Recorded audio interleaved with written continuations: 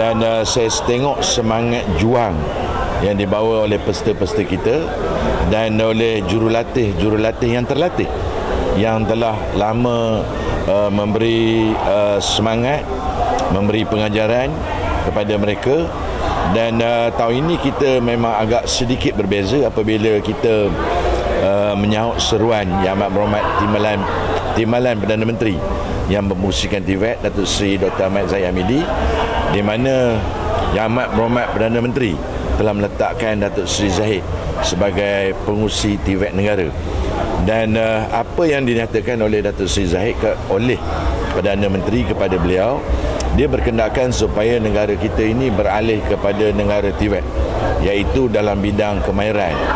Dan kita melihat bahawa dunia negara maju adalah datangnya daripada negara berkemahiran tinggi yang boleh menghasilkan pendapatan yang baik ataupun pendapatan yang tinggi.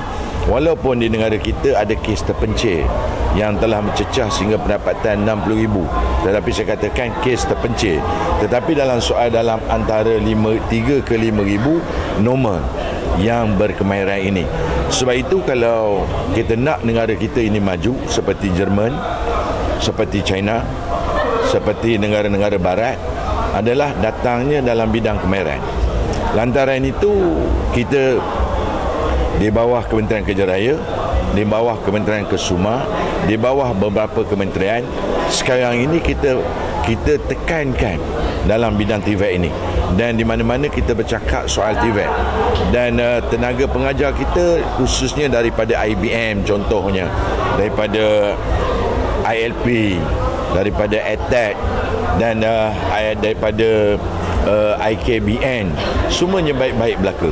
Dan mereka ini keluar dengan boleh dikatakan 98% mendapat pekerjaan. Ini yang data yang kita ada. Angka itu tidak membohong. Dan inilah sebenarnya yang diminta oleh Yang Amat Berhormat Perdana Menteri, supaya mereka ini keluar tidak kosong dan mereka dapat pekerjaan dalam bidang kemahiran dan memperoleh pendapatan yang tinggi. Dan sebagaimana Yang Hormat Datuk KSU bagi tahu sebentar tadi, kita akan nak cuba menambah baik lagi. Soalnya KSU daripada KKR ini adalah datangnya daripada KPICU. Beliau tahu bagaimana untuk dari segi kedudukan kewangan itu. Saya sempat bercakap kita perlukan belanja yang besar sebenarnya untuk membentuk generasi baru ini supaya mereka mendapat kemahiran yang baik. Jadi segala-galanya wang, dan lantaran itu kita akan bincang dengan kementerian-kementerian terlibat supaya perkara ini dapat kita atasi. Dan alhamdulillah pada hari ini ada beberapa sponsor yang datang kepada kita yang memberi sumbangan kerana mereka berkendakan negara kita ini mempunyai tenaga mahir, tenaga yang ramai dalam berbagai-bagai bidang. Kita dah tahu dunia pendigitalan, dunia drone, dunia berbagai-bagai yang memerlukan segala-galanya dalam bidang kemahiran.